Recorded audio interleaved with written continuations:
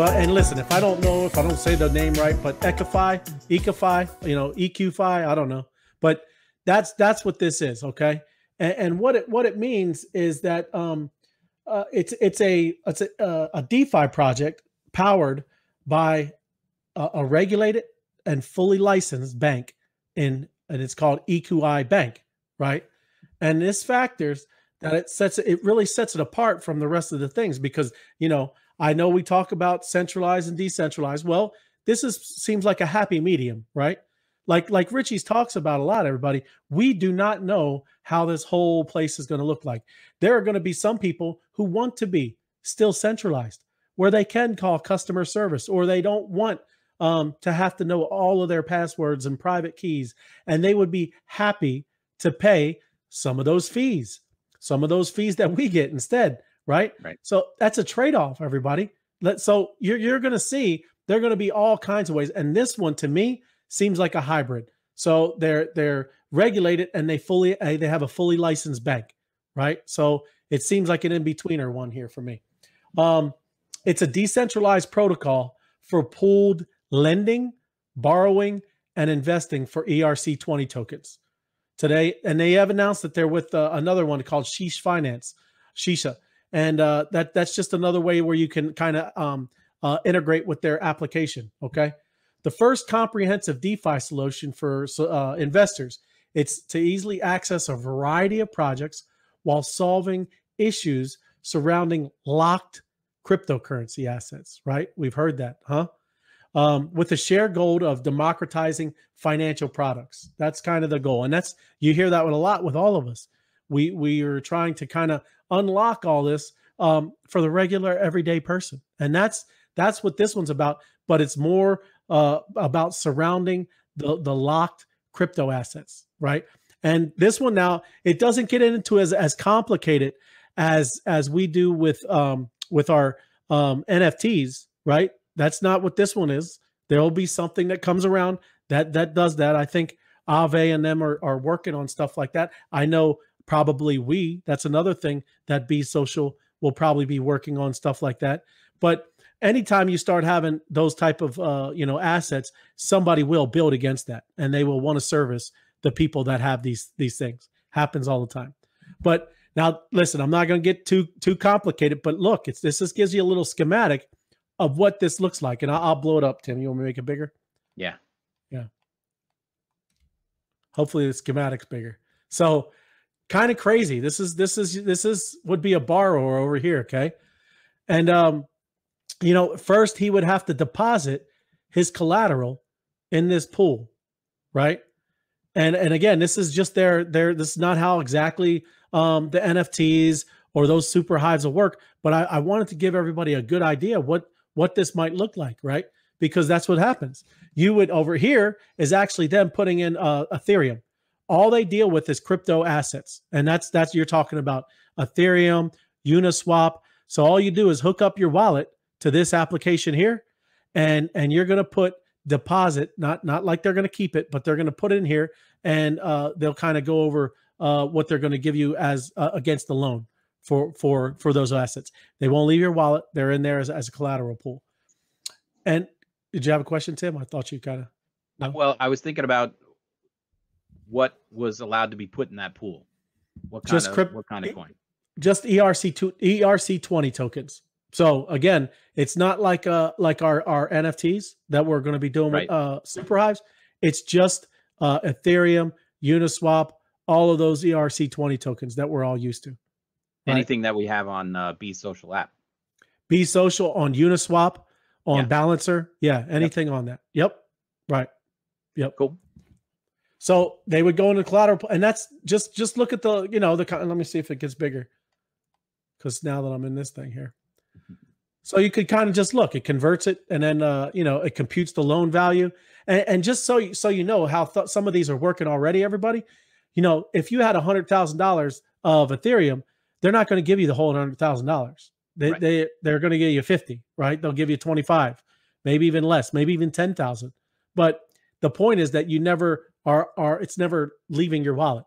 So as that asset continues to grow, you're experiencing both of that, while at the same time using that for there may be other things, maybe to grow more money. Well, you know, that's what you have to wrap your head around, everybody, is when we're in these new super hives, right? Where you're staked and you're in that 12-month lock-in period, you can still free up capital to go now make more money off of the capital that's making money, right? So you're leveraging those dollars. Do they give you, is each loan computed on its own, or do they have benchmarks of like you know, the loan to value? Right. And I think I think it's just set because it's not like it's going to use you know, credit score, you know what I mean? Right. So yeah, it's the volatility of something. So I mean, if you were going to put a USD coin into that collateral pool, obviously that's stable. You know, that's not going anywhere. So that doesn't really matter, but you could borrow against it. Yeah. I mean, that's right. A silly thing, but let's just use those as an example. Then you have Bitcoin, which swings, you know, do they calculate the volatility of the coin when they're doing that? So, you know, we like our M2 is looking fairly stable. We don't think it's going to have swings like Bitcoin does or something else. So if that margin is narrower, do they increase the loan to value? That's kind of what I was getting at.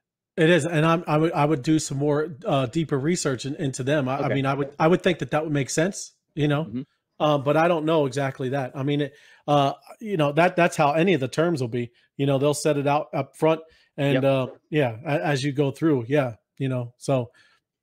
And then of course, what happens when, you know, what triggers the sale or what do they call it, recall on the loan? On the loan, yeah. So if something were happening, so if you borrowed 50% and then all of a sudden we have a May situation where Bitcoin goes from 64 down to 35, does it get triggered to repay the loan, or do you? No, well, that's why they only give that.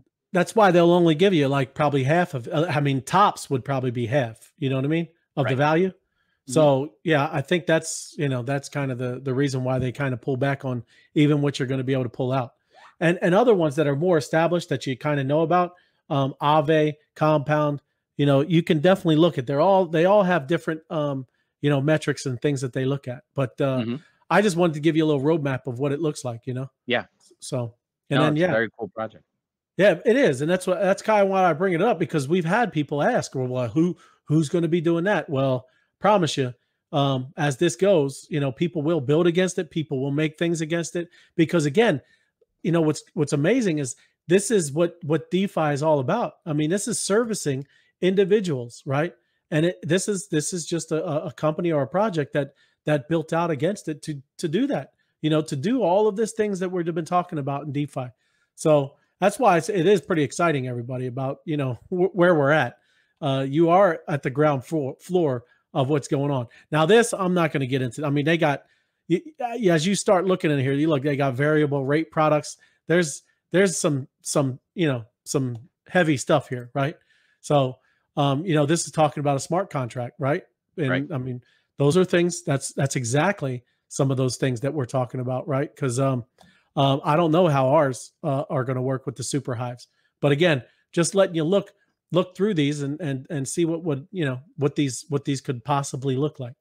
You know, then you got interest rate swaps. So, oops, skim, and that was a little more complicated. Now I'm going to actually dive a little more deeper in here. I just found, you know, you kind of researched and went through some of this today. It's pretty amazing, you know, some of these, because this is only, I think, just came out at the beginning of the year, this project, right? And I think what we're going for really is our crowd interested in a product like this? Should we reach out to EqiFi and have them come in and do a deep dive with us on Whale Tank, so that we can, you know, properly use it and get educated on it and all that kind of stuff? I mean, that's what we're after. So anybody wants to put in the comments or has a question like that, please do so, and then, you know, we can forward this video to them saying we've got a rabid bunch of people that are interested in EqiFi. Yeah.